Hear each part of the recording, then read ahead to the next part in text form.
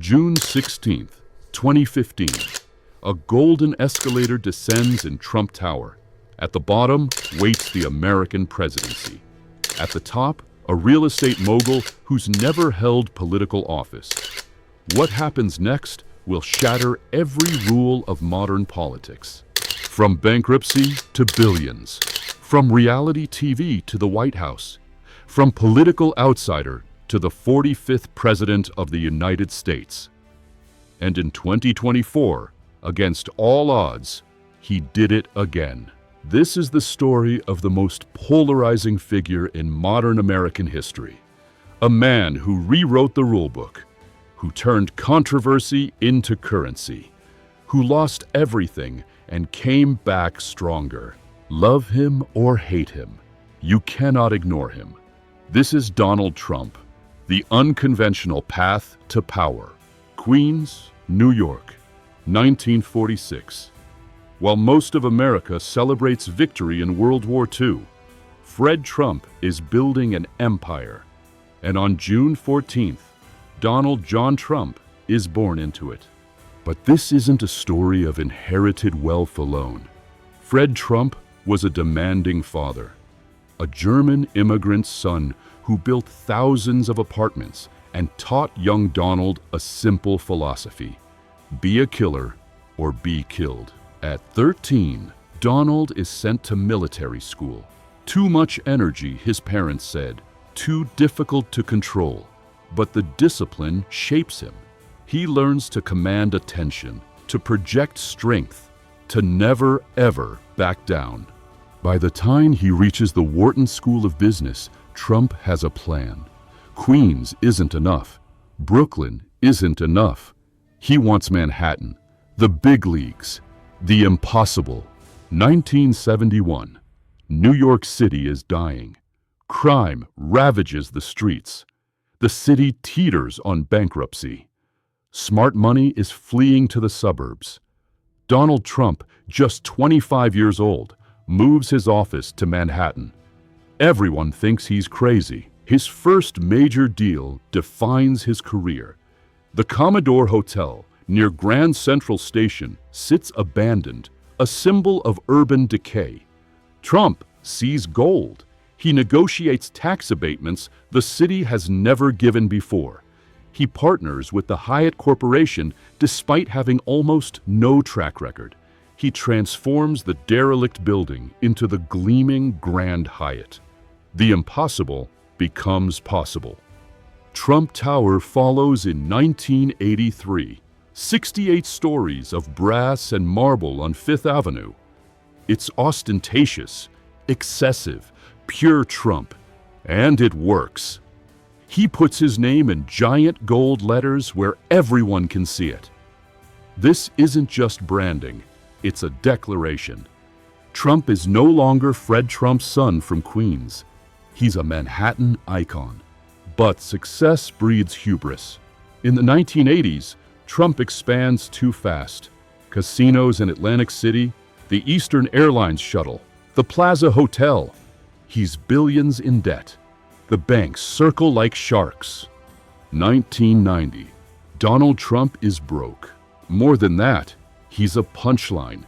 Late-night comedians mock him. Banks demand their money.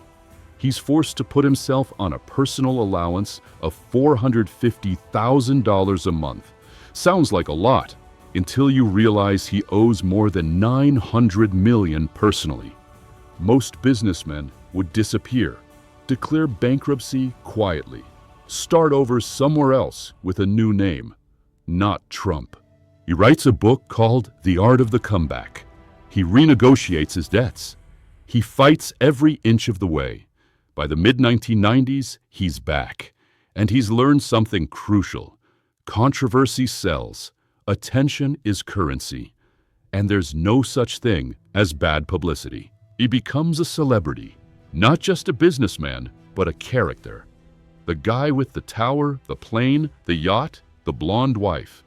He's American excess personified. He appears on talk shows. His divorces make headlines. His opinions on everything from architecture to international trade fill tabloids. He's becoming famous for being famous, and he's learning how to work the media like a puppet master. 2004. Reality television is exploding. Survivor, American Idol. Networks are desperate for the next big hit. Producer Mark Burnett pitches Donald Trump an idea, a reality show about business. Trump almost says no. Reality TV seems beneath the Manhattan real estate mogul. But Burnett is persuasive, and Trump understands something others don't. This isn't about television. It's about reach. Apprentice debuts and becomes a cultural phenomenon. Millions watch every week as Trump sits in his boardroom, deciding who stays and who goes. The catchphrase, "You're fired," enters the American lexicon. But something else happens, something more important than ratings. Donald Trump becomes America's image of a successful businessman. Not Warren Buffett with his modest house in Omaha. Not Bill Gates with his nerdy sweaters. Trump with his gold-plated everything and his absolute confidence. The show runs for 14 seasons. Trump makes millions, but more valuable than money is the brand he builds. Trump Steaks, Trump University, Trump Vodka, Trump Water. If you can put the name Trump on it, it sells, at least for a while. 2008, America elects its first black president. Barack Obama's victory represents a historic shift. But not everyone celebrates, and Donald Trump is about to discover politics. Starting in 2011, Trump becomes the most prominent voice questioning Obama's birthplace. On television, on Twitter, in interviews, he demands to see the birth certificate. He suggests Obama might have been born in Kenya, that he's not a legitimate president. Critics call it racism, conspiracy theory, dangerous. But Trump gains something valuable: credibility with Americans who feel left behind, who believe the system is rigged, who think coastal elites look down on them. When Obama finally releases his long-form birth certificate, Trump claims victory. When Obama mocks Trump at the 2011 White House Correspondents' Dinner, Trump sits stone-faced in the audience. Some speculate this moment, this public humiliation, plants a seed. Could Donald Trump actually run for president? June 16, 2015. The golden escalator. Cameras rolling, reporters waiting. Donald Trump descends with his wife Melania and announces he's running for President of the United States. His speech breaks every rule. He calls Mexican immigrants rapists and criminals. He promises to build a wall and make Mexico pay for it. He attacks China, Japan, and American politicians as stupid. He says America doesn't win anymore, but with him, it will win so much, we'll get tired of winning. Political experts laugh. This is a publicity stunt, a joke. Trump has no organization, no political experience. He's offended Hispanics in his first speech. His campaign will be dead in weeks. They're about to learn they've underestimated him badly. The Republican primary field is crowded. 16 candidates, governors, senators, accomplished politicians. Jeb Bush, the establishment favorite, has raised over $100 million before Trump even announces. None of it matters. Trump dominates from day one, not with policy papers or traditional campaigning, with raw, unfiltered performance. He gives opponents nicknames: Low Energy Jeb, Little Marco, Lion Ted. The names stick because Trump understands branding better than anyone. He says things politicians never say. He's politically incorrect, offensive, unpredictable, and his supporters love it.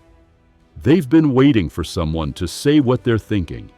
Someone who fights back. Someone who doesn't apologize. The media can't resist. Every outrageous statement leads the news. Trump gets billions in free coverage. While other candidates buy ads, Trump just calls into cable news shows. While they follow protocol, he breaks it and wins. One by one, the establishment candidates fall. Bush drops out. Rubio drops out. Cruz fights to the end but loses. By May 2016, Donald Trump is the Republican nominee. The impossible has happened. Again, Hillary Clinton is the favorite. The most qualified candidate ever to run, many say. Former First Lady, Senator, Secretary of State. She has the organization, the money, the experience. Trump is still winging it with a skeletal staff and controversial statements. But Trump sees something others miss. The Rust Belt. Pennsylvania, Michigan, Wisconsin. States Democrats take for granted. States where factories have closed and jobs have disappeared. Where people feel forgotten. Trump goes to these places again and again. He promises to bring back coal, to renegotiate NAFTA, to put America first. His message is simple. The system is rigged, but I'll fight for you. Clinton talks about breaking glass ceilings. Trump talks about breaking the establishment. Clinton speaks carefully, on message. Trump freestyles, often landing in controversy. But his supporters see it as authenticity. Then the emails, the FBI investigation, the constant drip of scandals. Trump pounds the message, crooked Hillary. The system protects her. I'm the outsider who will drain the swamp. November 8th, 2016. Every poll gives Clinton the advantage. The New York Times gives Trump a 15% chance of winning. Most experts predict a Clinton landslide. Networks prepare their historic first woman president coverage. Then the returns start coming in. Florida is close, then Trump wins it. North Carolina goes red. Then the shock. Ohio by a huge margin. Iowa crushes expectations. And then the unthinkable. Pennsylvania, Michigan, Wisconsin. The blue wall cracks, then shatters. At 2:30 a.m., Donald Trump is declared the President-elect of the United States. He's done it. The real estate developer, the reality TV star. The man with no political experience has won the most powerful office on earth. The political establishment is in shock. Democrats are devastated. The media struggles to explain what happened. Celebrities weep on camera. Protests erupt in cities. But in the Rust Belt, in rural America, in places that felt forgotten, people celebrate. Their champion won. The outsider beat the system. January 20th, 2017. Trump takes the oath of office. His inaugural address is dark and defiant. American carnage, he calls the current state. He promises this carnage stops right here, right now. His presidency is unlike any before it. He governs by Twitter, making policy announcements in 280 characters. He fights with the media constantly, calling them fake news. He fires his FBI director. He attacks his own attorney general. He holds rallies even after winning, meeting the energy of his crowds. The accomplishments? Tax cuts. Conservative judges, including 3 Supreme Court justices. Criminal justice reform. Middle East peace agreements. A renegotiated NAFTA. Pre-pandemic, the economy booms. Unemployment hits record lows, especially for minorities. The controversies. The Muslim ban. Family separations at the border. Charlottesville. The Russia investigation. Ukraine and the first impeachment. The constant turnover of staff. The attacks on institutions. The norm breaking. Then 2020. The pandemic, the economy crashes. Cities lock down. Over 100,000 Americans die. Then more.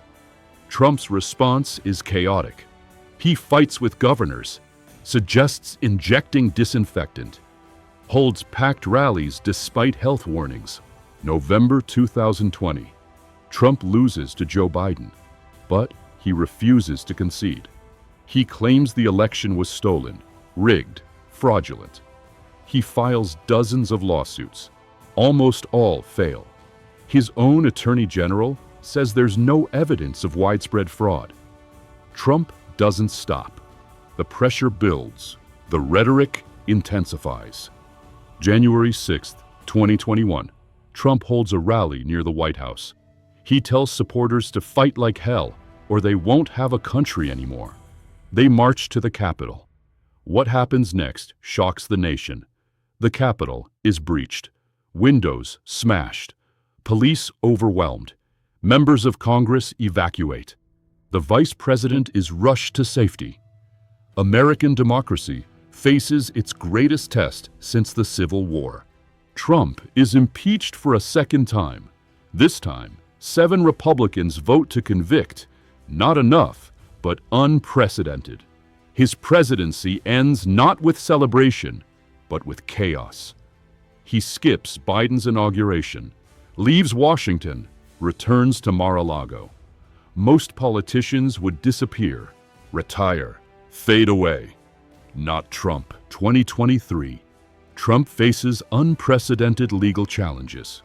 4 separate indictments, 91 felony counts, charges ranging from falsifying business records to mishandling classified documents to conspiracy to defraud the United States. His opponents celebrate. This time, Trump is finished. No one can survive this. They're wrong. Again, each indictment makes him stronger with his base. They see persecution, a witch hunt, proof the system fears him. His mugshot becomes a rallying symbol. His fundraising explodes. He announces his 2024 campaign.